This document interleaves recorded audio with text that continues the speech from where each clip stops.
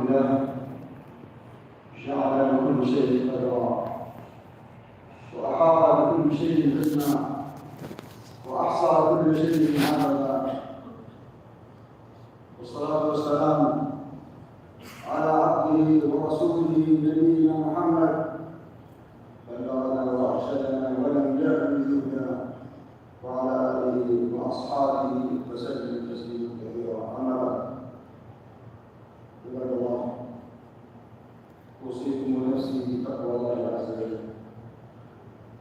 ألا فاتقوا الله عباد الله، وما تفعلوا من خير يعلمه الله، وتزودوا فإن خير الزاد التقوى، واتقوا يا أولي الألباب. إذا أنت لم ترحل بزاد من التقى ولاقيت بعد الموت من قد تزوج، ندمت على أن لا تكون كمثله وأنك لم ترصد ما كان أحصل. إذا أنت لم تزرع وأبصرت حاصلا، ندمت على التفريط في زمن البذل. قال الإمام أحمد رحمه الله: الدنيا دار عمل والآخرة دار جزاء، فمن لم يعمل هنا نجم هناك. عباد الله، ما زلنا في العشر الأخيرة، عشر ذي الحجة، العشر الفاضلة التي الأعمال الصالحة فيها أحب إلى الله تعالى من الأعمال الصالحة في مسجد. ويومكم هذا الذي هو يوم الثامن، الذي هو يوم التروية من أيام الحج، جمع الله لكم فيه فضيلتان، أنه من عشر ذي الحجة الفاضلة، وأنه يوم الجمعة. فأحرصوا عباد الله أن تروا الله تعالى من أنفسكم خيرا، ففي يوم الجمعة ساعة لا يوافقها عبد مسلم يدعو الله تعالى لمستجاب عباد الله.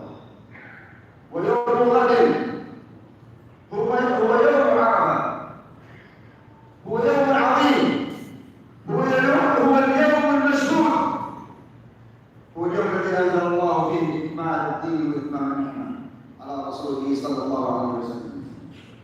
نعم، يوم عرفة. لن أتكلم عن فضائله الكثيرة، ولكن سأتكلم عن ثلاث منها التي تتعلق بالعمل وتهمنا. أما الأولى ففضل الصيام. ففضل الصيام عرفة يكفر سنتين. قال صلى الله عليه وسلم حينما سئل عن ذلك: يكفر السنة الماضية والسنة التي بعدها. كيف سنتين صيام يوم يعلم من فضل عظيم، فأحرصوا عليه. ومن فضل يوم عرفة عباد الله فضل الدعاء فيه. قال صلى الله عليه وسلم: خير الدعاء دعاء يوم عرفة. خير الدعاء دعاء يوم عرفة، وخير ما قلت والنبي من قبلي: لا إله إلا الله وحده لا شريك له، له الملك وله الحمد وهو على كل شيء. فأكثروا في الدعاء في هذا اليوم، يوم عرفة. ومما أذكر به إن يوم عرفة هو اليوم الذي يغفر الله فيه لكثير من عباده. جاء الحديث عنه صلى الله عليه وسلم: ما من يوم أكثر أن يعتق الله فيه عبدا من النار من يوم عرفة، وإنه ليثنيهم ويباهي بهم الملائكة فيقول: انظروا ما أراد هؤلاء. ألا تكفينا هذه الفضائل؟ صيام يومه يكفر سنتين، والدعاء فيه سنة الدعاء، والله يوجد فيه أكثر من كثير من خلقه. فتعرضوا لنفحات الله، تعرضوا لنفحات الله، لعل الله جل وعلا أن يشفيكم برحمته ومغفرته.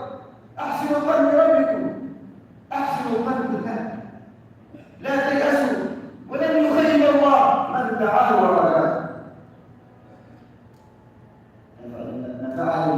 لكم بهذه الكتاب وسنة النبي وأستغفر الله العظيم لي ولكم ولسائر المسلمين كل ذنب استغفروه هو الغفور.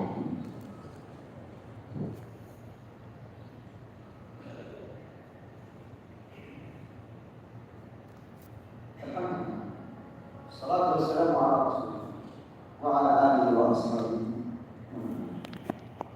بعد يوم يأتي يوم، ويوم النحر أفضل أيام. طبعا جاء أحاديث في فضل يوم الجمعة وفي فضل يوم عرفة وفي فضل يوم النحر، حتى لو ما أشكل على بعض المسلمين ذلك، ولكن بمجموع الأحاديث كما ذكر شيخ الإسلام ابن تيمية رحمه الله أن أفضل أيام الأسبوع يوم الجمعة، وأن يوم عرفة يوم فاضل، وأن يوم النحر أفضل من ذلك.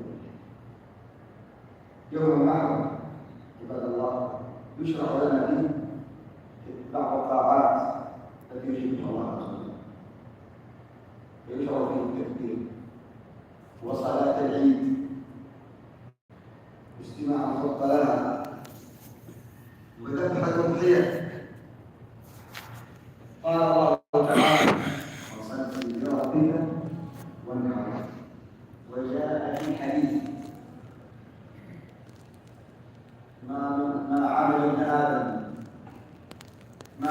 آدم يوم النحر أحد من إفراط الدم، وإنه ليؤتى يوم القيامة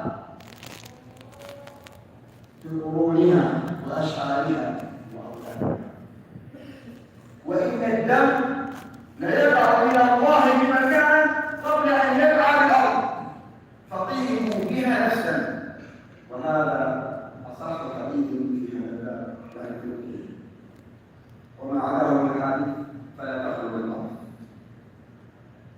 عباد الله، أرى الله بدون محمد خيرا، وإن مما ينبغي أن تعيشه قلوبنا في ذلك اليوم يوم العيد يوم الفرحة صفاء قلوبنا على إخوانكم المسلمين، فطهروا قلوبكم ونقوها، تسامحوا وتصافحوا واغفروا لعل الله أن يغفر لكم.